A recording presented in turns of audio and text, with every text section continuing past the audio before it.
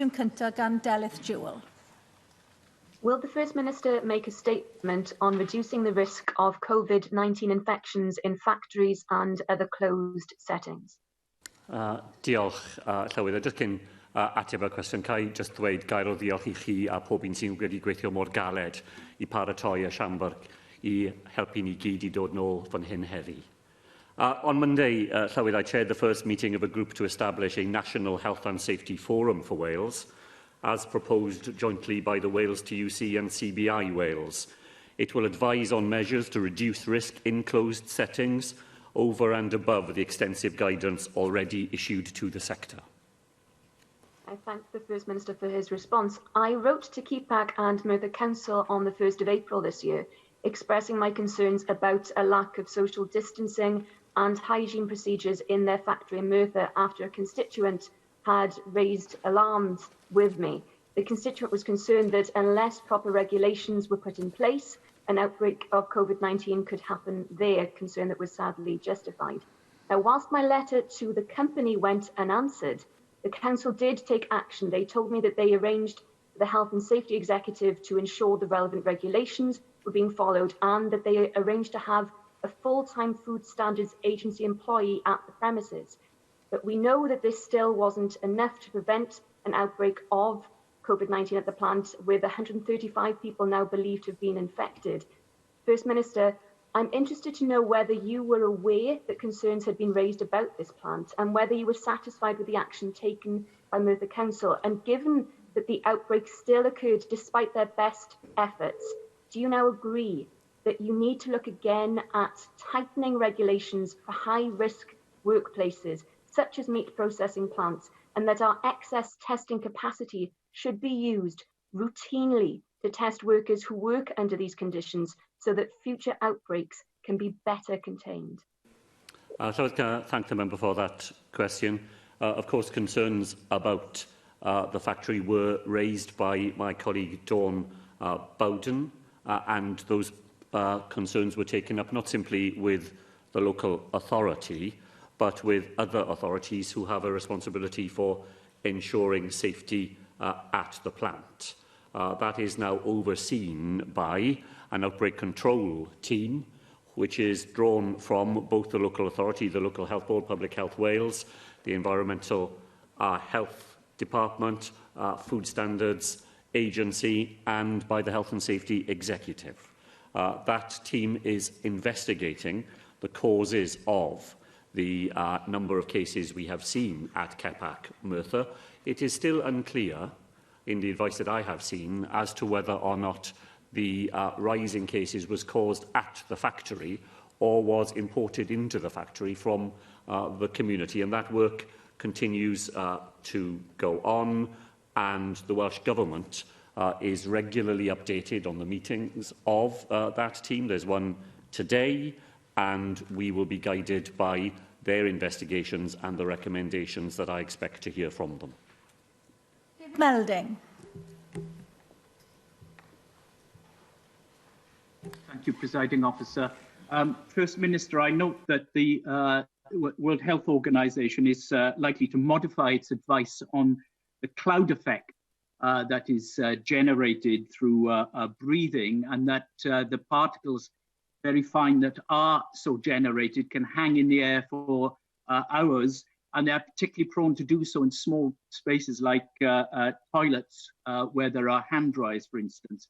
And can you assure us that as we gain more scientific knowledge of this disease, that you will be modifying your guidance, that's the proper thing to do, and ensuring that it gets to those who need to know about it, such as those managing factories? Melding for that. Some of us had an opportunity to discuss this issue briefly with the Chief Medical Officer earlier today.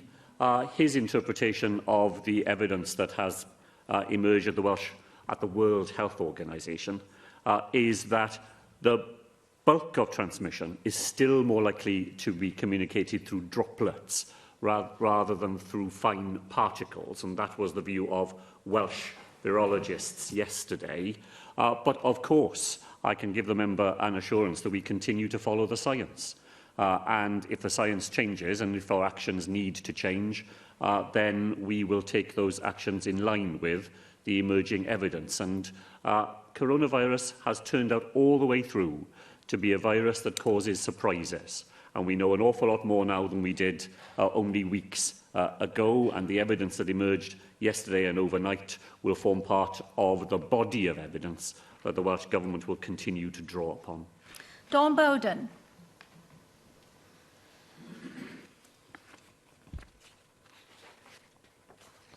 Diolch, Lewis, and thank you for the answers to Delith Jewell's question, First Minister, and thank you also for your acknowledgement of the work that's been going on there with the company, with the council, and with other partners for some considerable weeks before this.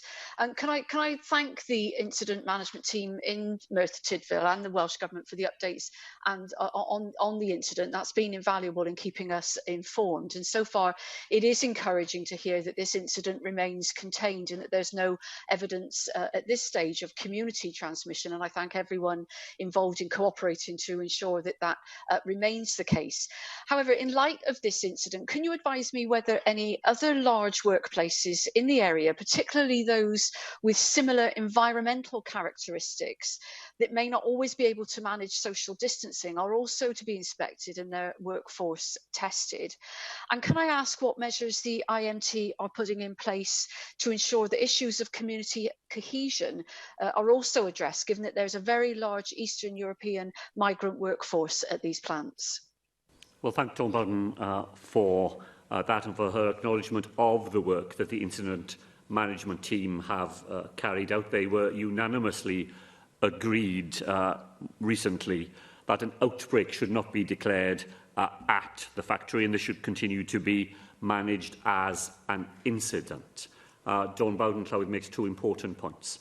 Firstly, in relation to inspections of other factories, I certainly would expect there to be an alert, a heightened awareness amongst the Health and Safety Executive and others of the need to do that. And can I pay tribute for a moment to the role of the trades unions in all of these sites? Much of from the frontline intelligence we get comes through the trade union movement and alerts us to the need to inspect, and were the evidence to point in that direction to extend testing to other settings. The second point that Dawn Bowden makes is also very important, Llywydd, issues of community cohesion, and that has been very much in our minds at all the sites that have been involved in outbreaks or incidents. And what we have learnt a number of things about the need for messaging in languages other than English and in Welsh, to find different ways of communicating with workforces drawn from other parts of the world, and then to communicate clearly to other people in those areas about when there is evidence, or in these cases, no evidence, of extensive wider community transmission, to allay fears that inevitably arise that this may be an outbreak or an incident not confined to the plant itself. Cwestiwn 2, Caroline Jones. Diolch, Lewis.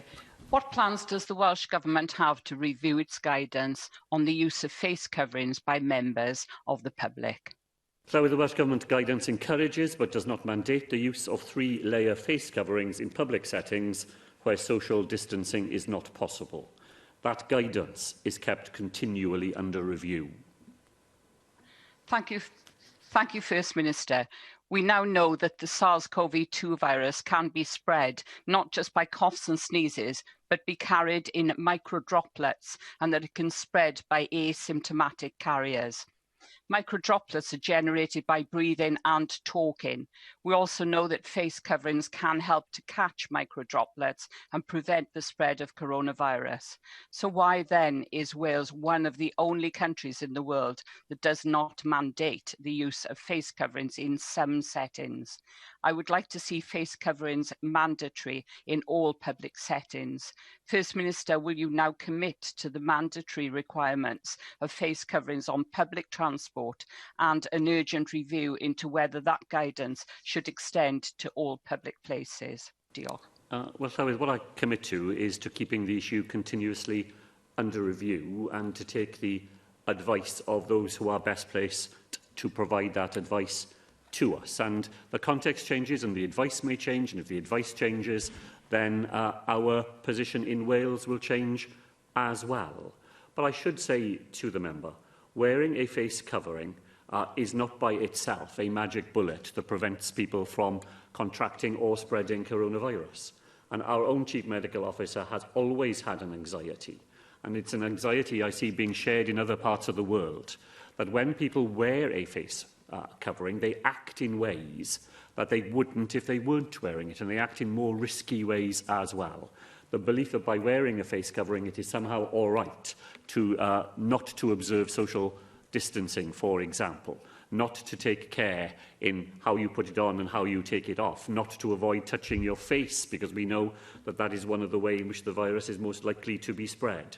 So while the member makes a persuasive case, and I listen to it very carefully for what she advocates, I think it is important that we attend to the fact that there are potential downsides as well as upsides to this. That's why we keep it continuously under review.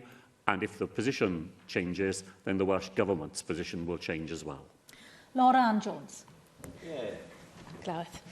Does the First Minister agree with me that it's both farcical and confusing to have a different approach from one side of the border to the other, especially when you consider the amount of people travelling on a daily basis from one side to another? Can the First Minister assure me that he'll put aside his different and his need to be different to England for the sake of being different, and do what the Union Unite suggests and urgently review the guidance to adopt a more common sense approach? So I welcome the member back to the chamber, and I think she has just said what I said, which is that we do keep it continuously under review. And I'm very alert to the impact of the border here. There are actions on either side of the border. It is not a matter of England makes a change and Wales must follow. It would be perfectly possible to have had a conversation with the UK government where we could have reached a joint position. Unfortunately, that conversation was never offered to us. But the member makes an important point about consistency along the border, and that is very much in my mind as we continuously review our position in relation both to face coverings but other changes that have been made elsewhere as well. Rhiannon Passmore.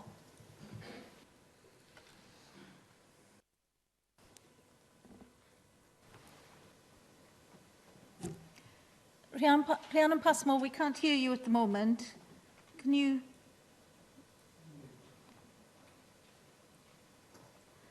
you say something? No, we still can't hear you. Can it be immediately rectified, or I'm going to have to move on? No, I'm sorry. We're going to have to move on, Rhiannon Passmore. So I now go to the questions by the leaders of the parties, and Arweinydd y Ceidwadwyr, Paul Davies. Diolch, Llywydd. First Minister, key to tackling the spread and indeed the eradication of this awful virus is Wales's testing programme and its ability to reach as many people as possible in order to better inform people before they make decisions about socially interacting. We know that lab capacity in Wales is just over 15,000, which, as you know, is still a long way off the potential 20,000 tests per day that the Welsh Government proposed in the Test, Trace, Protect document.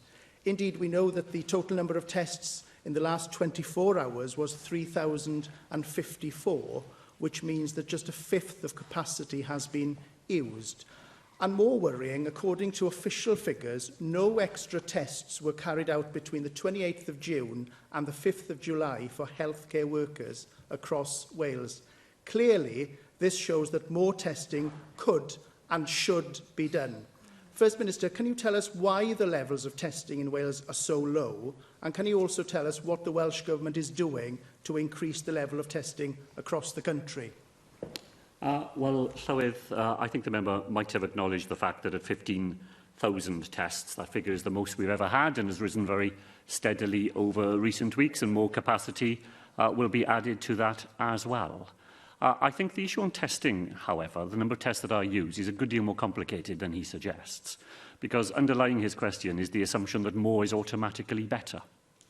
And the truth of the matter is that as prevalence of the disease falls in Wales, so there are fewer people with symptoms and fewer people who come forward for testing. and that is not a bad thing in itself, because it demonstrates to us that there is a great deal less of coronavirus surrounding Wales today than there was a week ago or a month ago or 3 months ago. So it's not just a matter of saying, if you're doing more tests, you must be doing better. You need to use your tests for the right reason. You need to use them in the right place. All healthcare settings have direct access to testing. So where clinicians believe the tests need to be carried out, they are carried out, and we are carrying out more tests on patients in hospital than ever before, as more people return to other aspects of the health service. While the prevalence of the disease is falling, there will be fewer people with symptoms, and fewer people will therefore come forward themselves, as everybody can, asking for a test. So it's a bit more complicated, Llywyd, that's what I'm saying, than a simple assertion that if the number of tests are going down, it's a bad thing, and if the number of tests are going up, it's a good thing. First Minister, last week you made it clear that Welsh ministers have the powers through regulations to take local action to reduce some of the freedoms in order to deal with local outbreaks. It's absolutely crucial that freedoms are not curtailed any further, so if at any point the Welsh Government decides to take the decision to introduce localised lockdowns in the future, then it must be made absolutely clear to the people of Wales exactly why that decision has been made, along with providing the latest scientific and medical evidence to justify the Welsh Government's decision. Therefore, First Minister, can you tell us what discussions you have already had with public health officials about the ability to create localised lockdowns if the evidence was strong enough to suggest that the virus was prevalent in certain communities across Wales? And has the Welsh Government started undertaking any modelling in relation to introducing localised lockdowns in the future? And what assessment have you made of the impact that having different lockdown restrictions in different parts of Wales could have? Let me begin by agreeing with the first point that the member made. I don't think we should ever restrict people's freedoms unless the case for doing so is very clear and that we have the evidence to justify it. I'm quite sure that when his political colleagues in London made that decision in relation to Leicester, that those matters were very much in their mind at the time, and we would expect to follow exactly that approach. In relation to evidence, I am very keen to see us reach a point where we are formally able to agree Welsh membership of the Joint Biosecurity Centre. So I discussed this matter with Michael Gove yesterday morning. This is the body that will draw together intelligence from all sorts, from all parts of the United Kingdom, and give us the very best evidence of local developments in relation to the disease. And that will be available in all parts of the United Kingdom, and there will be common standards and common approaches to the evidence that is used, the triggers that will be identified, and indeed some of the approaches that will be taken as a result of that. I've always thought that the Joint Biosecurity Centre would be something that would be helpful to us in Wales. I believe, from the advice that I have had from my officials, that we are close to a position where we can sign up to it formally, and I pressed Mr Gove yesterday to accelerate those discussions so that we can reach that position. When we have a joint, and the word joint is very important, it cannot be a UK body to which devolved administrations are an appendage. It must be a genuinely joint centre. Then I think the information that it provides will go a long way to answering many of the questions that Mr Davies has raised with me this morning. First Minister, as new cases continue to fall across Wales, the Welsh Government and local health boards must start looking at other NHS treatment and services. And as you know, nearly 500,000 people were waiting for treatment before the COVID-19 pandemic hit. Now, the Royal College of Surgeons have warned that delays to surgery will already have resulted in an increased need for complex surgery, and the British Heart Foundation have also said that as services remain unavailable, the urgency of these procedures is increasing, creating a significant cohort of patients who need urgent treatment. First Minister, this in turn will continue to stretch the capacity of the NHS. Now, in light of the very valid concerns raised by organisations like the Royal College of Surgeons and the British Heart Foundation, what strategic discussions is the Welsh Government having with local health boards to ensure that urgent and planned surgeries can take place and that the workforce can cope with the backlog of elective operations? And what assurances can you offer to people across Wales who are waiting for treatment that they will be able to access NHS treatments and services? And how are you best supporting local health boards to accelerate the resumption of planned surgeries across Wales? I thank the member for that important question. On Friday, when I will be able to make public the results of the current 3-week review period, I hope to be able to explain to people in Wales the extent to which we are using the headroom we hope we have to go on lifting the lockdown regime in Wales, the extent to which we are using that headroom to go on reopening the NHS here in Wales, because that is an important part of the way in which lockdown restrictions are being eased, opening up more of our primary and secondary care services.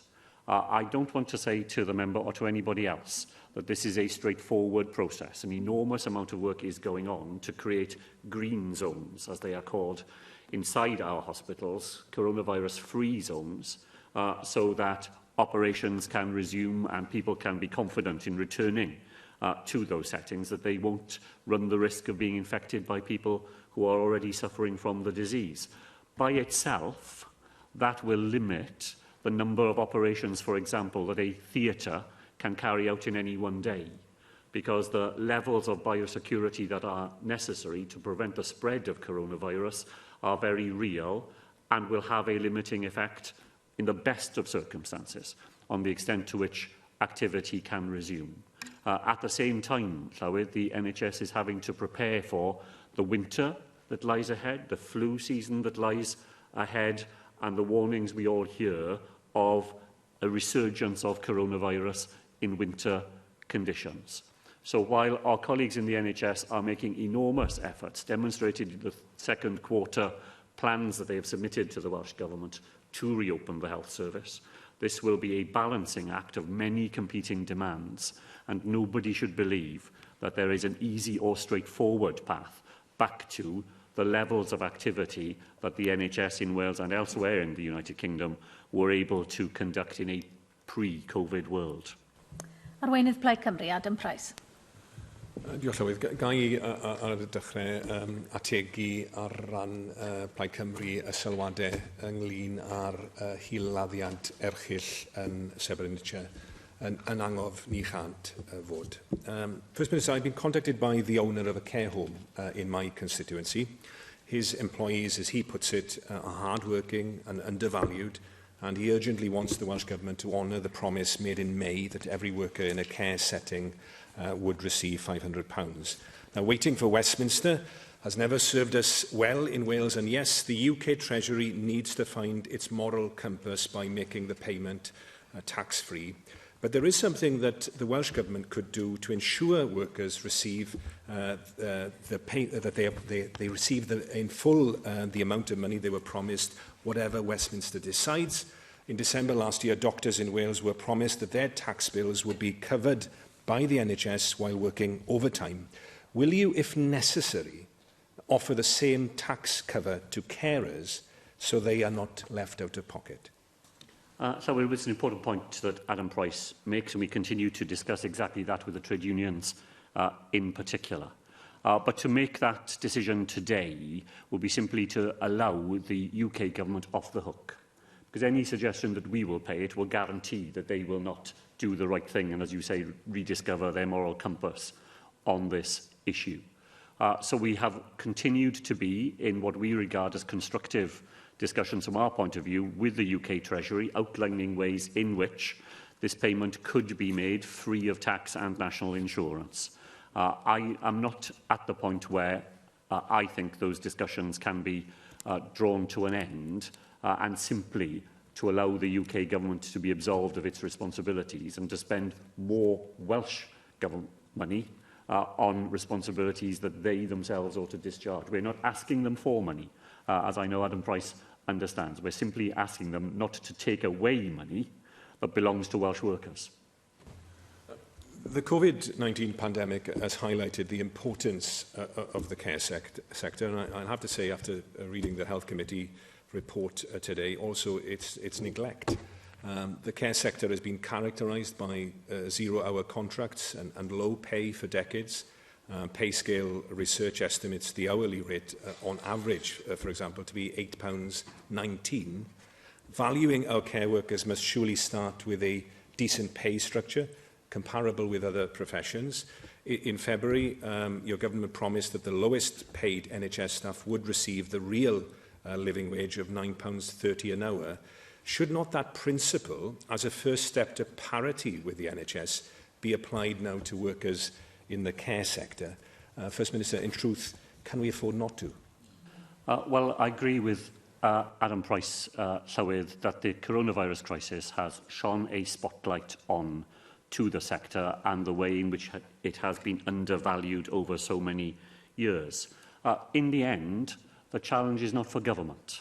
It is a challenge for the whole of our society as to the extent to which we are prepared to pay for decent levels of wages and proper working conditions for people in that sector. And governments successively at the UK level have failed to come forward with proposals for paying for social care. We were very close to it at one point in 2015 as a result of the Dilynwch review, and then necessary legislation fell because of a general election. We've never been able to get back to that. The Welsh Government directly pays through health boards for NHS staff, and I was very pleased when I was the Health Minister to be able to strike a deal which has guaranteed that the lowest paid people in the health service have always been paid ever since the real living wage. We are not the employer in relation to this sector. But I want to be positive in my reply to Adam Price's question, because I agree with him that the result of coronavirus ought to be that as a society we have to be prepared to find the money to make this a sector that recognises the significance of the work that it does every single day. The Royal College of Nursing and 13 health unions have written to the English Prime Minister, as he's come to be known, asking for discussions on an early NHS pay rise. Will you show the way and also reward our NHS staff? If the current health crisis has taught us anything, it is that valuing those who look after us at the dawn of our lives, the twilight of our lives, every point in between, should be the priority of any caring nation. During your leadership bid, First Minister, you said that you would not change tax rates unless compelled to do so. Do you now believe that the hard work of health and care workers is a compelling enough reason for you to change your mind?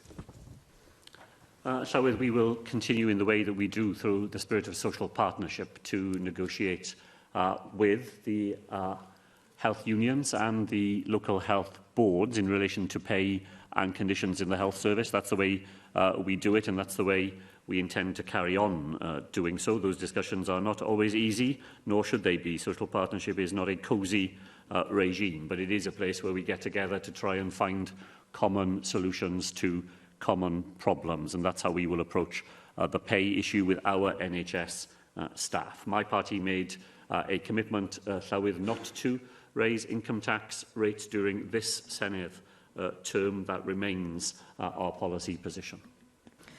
Arweinydd Plaid Brexit, Mark Reckless. First Minister, do you consider it satisfactory that this Senedd, operating under Welsh Government guidance, should just have 2 opportunities to question you in person over a period of 6 months? Do you prefer to have scrutiny through daily press conferences, broadcast live, with no opportunity for opposition reply, with many of those media outlets financially dependent on Welsh Government? Do you consider it to be in the public interest for the state broadcaster to subject us to a disquisition on what your favourite cheese is? And how is it consistent with the BBC Charter or fairness that last night, just for example on Ineos, we were treated by BBC Wales to the Labour Minister, the Labour Council Leader, the Labour MS and the Labour Funding Union with no opposition reply whatever? You say your urgent priority is to review every street name and every statue in Wales to see whether it accords with the demands of an organisation that wants to defund the police. Isn't it time instead to defund the BBC? Well, Llywydd is never a dog, but the member is prepared to whistle at it, and he's here doing it again today. I answer questions on the floor of the Senedd whenever the Senedd asks me to do so, and it's not my decision as to when that should be, nor should it be. I've answered questions throughout the coronavirus crisis, every time the Senedd has asked me to, in committee or in plenary, and that's my position. I am not responsible for the BBC, and neither should I be. It is not a state broadcaster in any sense, and the member should know better than to imply that it is, or to imply that it is not right of a broadcaster to interview those people who are elected to represent people in a particular area, whatever party that may be, in whichever part of Wales that might be. So the First Minister is content with that scrutiny. 4 Labour voices, no opposition voices, and it is far from the only example. If one depends on one's news on BBC Wales and many of the organisations funded by Welsh Government to provide news, one would have the impression that under our great helmsman, Mark Drakeford, that there has been a great success in management of the COVID crisis in Wales. Is the reality not that infection rates in Wales have been higher than in England, and substantially higher than in Scotland and Northern Ireland, despite far less testing? Isn't it the case that 1,097 people were moved from hospitals into care homes without testing? And talk about Westminster waiting for them 2 to 3 weeks after England and Scotland before we saw testing in care homes. Isn't the reality that the management both of the COVID crisis and of the economy has been worse in Wales, and the people of Wales will be paying for it for a very long time? As I said to the member, I will answer questions on the floor of this Senedd whenever the Senedd asks me to do so. So it's a matter for him, not for me, how often that takes place. I entirely reject what he said. There are always people who happen to live in Wales that wish they didn't. The answer to that is in their own hands rather than mine. Question 3, Gareth Bennett. Diolch, Llywydd. What assessment has the First Minister made of the impact of COVID-19 on the economy in South Wales Central? Wales remains in the grip of the coronavirus crisis, but as circulation of the virus diminishes, economic activity in South Wales Central continues to recover with the support of both Welsh and UK governments. I thank the First Minister for his response. Getting a coordinated response from different governments within the UK has been one of the problems of the crisis we are living through, and it is clear that the economy in Wales will suffer more because of the First Minister's insistence on doing things differently here. I feel the problem may be aggravated by the First Minister possessing an inflated idea of his own importance. One issue may be that the salary of the First Minister of Wales is almost equal to that of the UK Prime Minister. Given that an important trade association in Wales has just declared no confidence in the First Minister, I wonder if he really believes he is worth such a salary.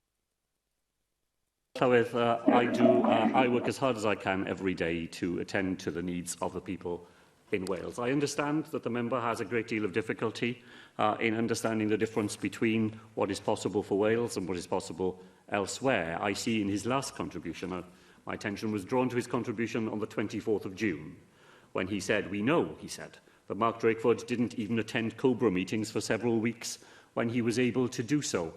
Maybe I'll put on record, because I'm sure the member wouldn't intentionally wish to mislead people, that there is not a single Cobra meeting to which I have been invited, to which I did not attend. Andrew Arty-Davis. Thank you, Presiding Officer. Could I put on record my thanks as well to the Commission staff and to yourself as Presiding Officer for making these facilities available today for the first hybrid assembly. First Minister, the economies of South Wales are very intertwined, and the news yesterday about the INEOS reconsideration, shall we call it, of their proposals in Bridgend affects South Wales Central, and in particular the Vale of Glamorgan, where there's a lot of transit back and forth for jobs. Can you clarify exactly what is going on with the proposal, As I understand it, INEOS have put a halt on consideration of advancing the project at the moment, but they haven't actually stopped the project. And comments about not trusting the company are deeply unhelpful from the constituency MS, who was on telly last night saying such things. Surely we should be working night and day to convince INEOS that Bridgend and the wider South Wales economy are an ideal home for their ambitious proposals for this new facility. Thank the member for that. And I want to say to him that the Welsh Government and the contractors we have employed have worked tirelessly to ensure that the site was made ready in line with INEOS's tight timescales, and that work continued despite flooding earlier in the year and the coronavirus crisis. So we have worked really hard to try to meet the requirements that the company had laid out. So we were inevitably disappointed on the 2nd of July when officials were told, not ministers, officials were told that the company intended to suspend its plans for investment in Wales and in Portugal, pending a review. The company was due to sign an important agreement with the Welsh Government on Monday of this week. And it was very disappointing to us, after all the efforts that have been made, that that wasn't possible. But let me agree with what Andrew Arty Davies has said. While there is a possibility that this company would yet come to Wales, we must work positively with them to make every argument to bring that about. My colleague Ken Skates spoke directly with the company on Monday evening, and I know that he made that point to them, that despite our sense of disappointment so very late in the day, to find that the company may be having second thoughts, anything that we can still do to persuade them of the merits of coming to Bridgend and the outstanding workforce that is available to them there, we will never give up on making that case up until the point where the company make a final determination. Vicky Howells. Diolch, Llywydd. First Minister, I've been in discussion with very many businesses in the Cynon Valley who are extremely grateful for the financial support that they've received from the Welsh Government under the Economic Resilience Fund. And I note that in order to access that fund, they need to sign up to the Welsh Government's economic contract. Would you be able to give us an assessment of how you think signing up to that economic contract will be of benefit both to the economy and society of the South Wales Central region moving forward? Thank Vicky Howells for that, Llywydd, and I know that she will recognise that the incredible speed at which everything has had to happen during the coronavirus crisis means that the sort of detailed discussion of an economic contract that we would normally have with businesses hasn't been possible. Before the crisis hit, we had agreed economic contracts with 385 companies in Wales. Today, that's over 4,000 companies who've committed to the principles of the economic contract. And the principle is very important. It says to companies that when the Welsh public is finding money to support them in the work they do to help them to sustain and create new jobs, that the Welsh public is entitled to a return on that investment that goes beyond the interests of the company itself, and that there are important things that we want to create across Wales, a low-carbon future, increasing levels of investment in skills, a fair work approach to Wales. All of those things are important, and when we strike an economic contract with a company, it is those additional returns on the investment that the Welsh public is making that we seek to negotiate.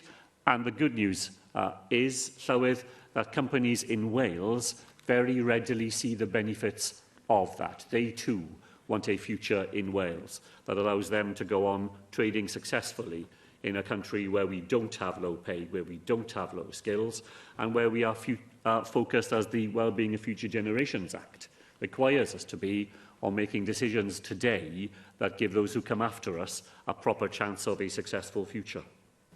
Tynwyd cwestiwn 4 yn ôl, cwestiwn 5 Rhina Piorwerth. Diolch Llywydd. Wnaeth y Prif Weinidog ddatganiad am ail-agor y sector dwristiaeth yng Ngogledd Cymru.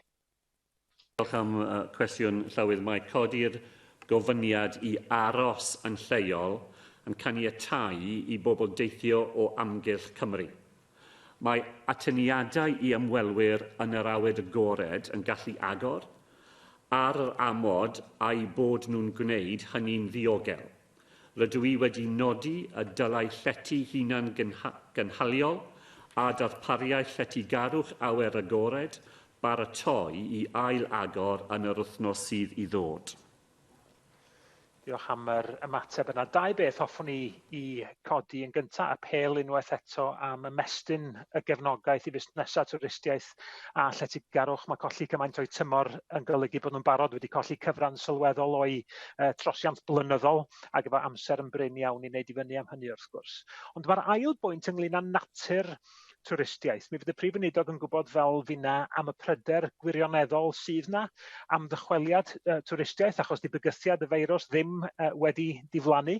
Felly dwi'n cefnogi ymgyrch yn Ynys Môn enghraifft i atgoffa twristiaid i gadw at fesurau ddiogelu cymunedau i ymddwyn efo parch at bobl o'i cwmpas ag ati.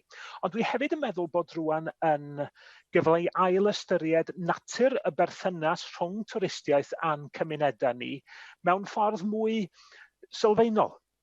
Felly, ydy'r Prif Weinidog yn gytuno efo fi a chynrychiolwyr twristiaeth dwi wedi bod yn siarad efo nhw yn fy etholaeth i, bod angen defnyddio y cyfnod yma i osod sylfaenu am fath newydd o dwristiaeth sy'n rhoi mwy o berchnogaeth a rheolaeth lleol dros dwristiaeth sy'n gwneud y sector yn fwy cynaliadwy, yn ymateb i bryderon lleol am effaith gor dwristiaeth ac yn uchafu bydd economaidd lleol.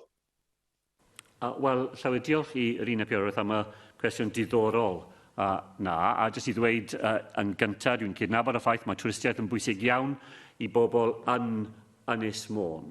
Ac y reswm pan ni'n wedi symud yn ofalus cam wrth gam yw i sicrhau bod y sector yn barod i croesawu ymwelwyr nôl yn ddiogel ac i wneud hwnna trwy tynnu cymunedau da ni ar y daith na, a mae'n pwysig i'r diwydiant i gweithio'n galed gyda'r bobl lleol i paratoi ac yn wneud e mewn ffordd ble mae'r llais bobl lleol yn cael effaith ar natur y diwydiant.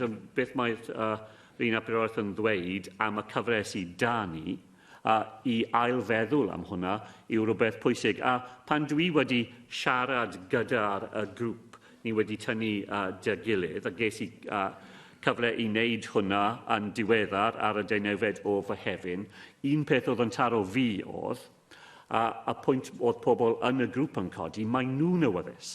Mae nhw'n awyddus i defnyddio'r cyfle sydd da nhw, i ail creu y perthynas rhwng bobl sy'n gweithio yn y maes a bobl sy'n byw yn lleol, a dwi'n cytuno gyda'r beth oedd Rhys Biorwerth yn ddweud am defnyddio y cyfle sydd da ni ac i wneud pethau dy gilydd ac yn ofalus dros yr wythnosau i ddod, achos os ni'n wneud yn llwyddiannus, bydd fwy ni'n gallu wneud i helpu y sector yn y tymor sydd dal da ni ac i wneud fwy i helpu y sector trwy wneud e fel na.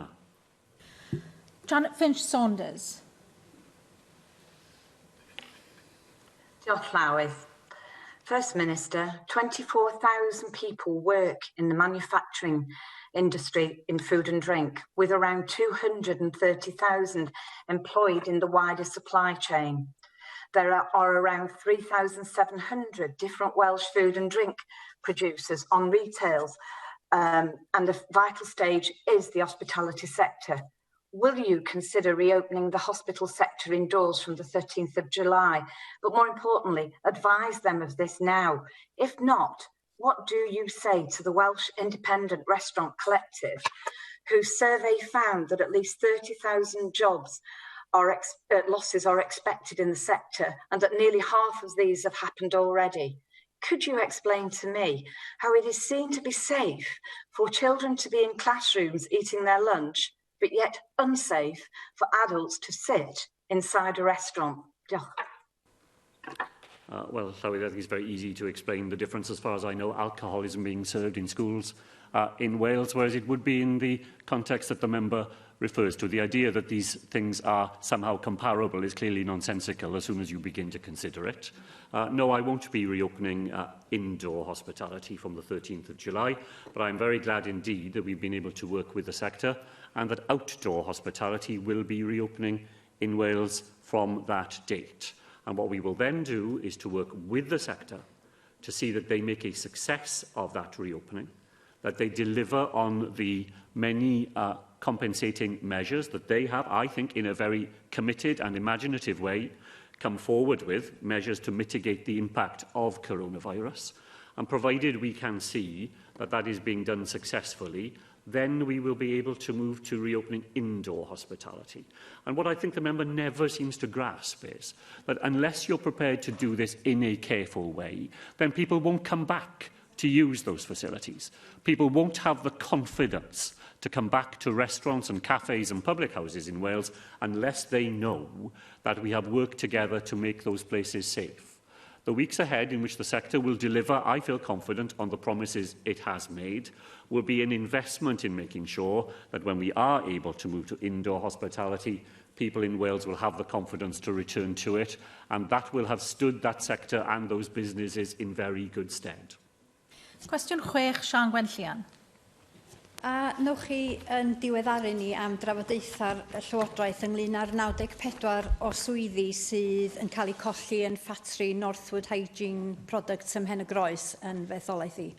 Wel, diolch yn fawr i Sian Gwenllian am y cwestiwn. Daeth yr amgymhoriad ffurfiol ar y cynigion ar gyfer cae ffatri Norwood Hygiene Products i'r ben ar y 4 o Orffennaf. Gwaetha ymdrechion y gweithwyr lleol a reolwyr, Cyngor sydd Gwynedd a Llywodraeth Cymru, mae'r cwmni wedi penderfynu bwrw mlaen a'i gynlluniau i gau.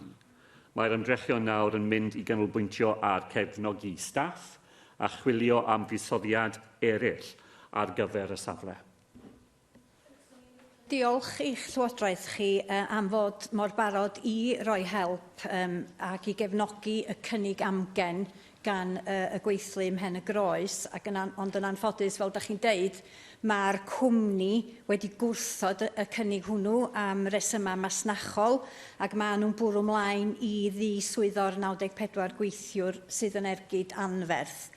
Ond mae rhaid i ni ddal ati i ganfod defnydd arall ar gyfer y safle, a felly diolch am roi sicrwydd y bydd eich swyddogion eich Llywodraeth chi'n parhau i weithio efo Cyngor Gwynedd ag eraill i edrych mewn i'r opsiynau gan gynnwys denu prynwr newydd.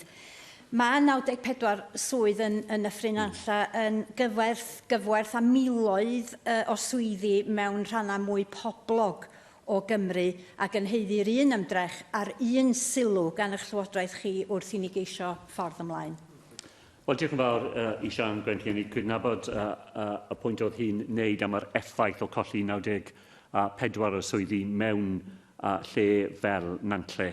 Ac mae'r cae ffatri'n ergyd fawr i'r gweithlu ac i'r gymuned. A fel oedd Sian Gwenllian yn cydnabod, swyddogion Llywodraeth Cymru a Chyngor Gwynedd wedi gweithio'n galed i ceisio gwarchod y swyddi lan at roi arian ar y bwrdd i trial i perswadio'r cwmni i aros gyda'r gweithwyr sydd wedi bod yn ffyddlon i'r cwmni dros cyfnod hir.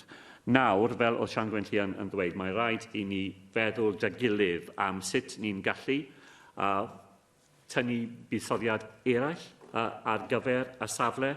Mae Llywodraeth Cymru yn arwain partneriaeth adfer-ranbarthol sy'n cynnwys y cynghorau lleol, busnes a partneriaid eraill cynllunio am dyfodol Gogledd Cymru ar ôl Covid i gyd, ond hefyd yn y cyd-destun mae'r etholwyr Sian Gwenllian yn wynebu ar ôl y penderfyniad i gau y ffactori.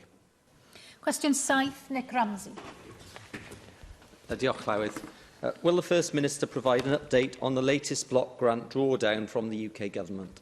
Thank the member for that question. Alongside many Whitehall departments, the Welsh Government has drawn down repayable cash from the UK Contingencies Fund. In our case, £857 million has been used to front-load our actions to support businesses and public services in the face of the global coronavirus pandemic. Thank you, First Minister, and apologies for the rather dry phrasing of the question, but you got my drift. First Minister, as you say, the UK Government has just signed off the drawdown of the £857 million, and the Welsh Government budget has been significantly uplifted since the start of the pandemic, and rightly so. As the focus now turns to leaving lockdown and getting the economy moving again, will you look at providing support for the housing market and particularly first-time buyers? It's likely in the statement today the Chancellor will be announcing a possible stamp duty holiday, certainly stamp duty relief for buyers. Is that something you will be considering here? My colleague Laura Ann Jones in her question earlier spoke about possible distortions along the border with regard to COVID-19 processes. There will be no greater distortion than that to the housing market if there's greater relief provided for stamp duty in England than there is for LTT here in Wales. So will you pledge to look at this? It's just important to say that the £857 million is repayable cash. It's not money that we can use to invest in Wales. And while I want to recognise the help we had through the Secretary of State and through the Treasury in securing that, let's put it in context. The Department of Health and Social Services in Whitehall has drawn down £25 billion of repayable cash from the contingencies fund. So we are rather at the small change end of that market. We will wait to see what the Chancellor of the Exchequer has to say today. Our stamp duty or land transaction tax regime in Wales already absolves far more people from paying that tax in Wales than will be the case across all borders. So if the member would want to regard that as a distortion, then it is a distortion very much in favour of his constituents in living this side of the border. But what we've learned, Llywydd, over many years is never to rely on the headlines that the Treasury trail in advance of any statement. We will wait to hear what the Chancellor of the Exchequer has to say. We will look at ways in which Wales will lose money as well as ways in which we may gain, and then the Cabinet here will come to a set of conclusions based in the round on the impact of any changes that may be announced today on the budget and on policies here in Wales. Cynhelir, cwestiwn 8, Jenny Rathbone. What action is the Welsh Government planning to take to tackle the underlying health inequalities that have made some citizens more vulnerable to COVID-19 than others? Can I thank the member for that very important question. The Welsh Government continues to do everything we can to address the unacceptable inequalities in health outcomes between Wales's most and least deprived communities, and as we have seen in the COVID context for the BAME community in particular. Reducing inequality is a central ambition of prosperity for all and lies at the heart of the Wellbeing of Future Generations Act. Thank you, First Minister. At the root of this problem is poor diet. We know that the food manufacturers spend billions of pounds encouraging people to eat processed food high in fat, sugar and salt, and that this obviously is not nourishing, and it leads to obesity, which then leads to diabetes, heart disease and indeed cancer, and now COVID-19. So I wonder what measures the government is considering to transform the food system so that is blighting our lives, not just to improve breastfeeding and weaning, but also compliance with healthy food regulations in schools, and tackle the multi-million-pound advertising by the food industry, which encourages people to eat the wrong things. When did you last see an advert for vegetables? Let me agree with Jenny Rathbone that poor diet is the product of poverty. And it is families who cannot afford to buy a diet that is balanced and has the variety in it that others of us are able to take for granted that leads to obesity in those families. We are engaged in a whole series of different measures to try and address that. Not all the levers are in our own hands. The UK Government carried out a consultation on advertising earlier last year. And in our contribution to that consultation, we urged the UK Government to be more mandatory in its approach, not simply to advise companies on best practice, but to require advertising not to be aimed, for example, at children or around schools. We are considering the report issued by the House of Lords Select Committee on Food Poverty, Health and the Environment, released on the 6th of July, called Hungry for Change, Fixing the Failures in Food. And that does indeed highlight a series of issues that the member herself has just drawn to our attention. And there are a number of recommendations in that report that we will want to draw on in the work that we will do here in Wales as part of our own consultation over the autumn period on the Wales food environment, which is planned by my colleague Vaughan Gethin. Diolch i'r Prif Weinidog. Yr datganiad a chyhoeddiad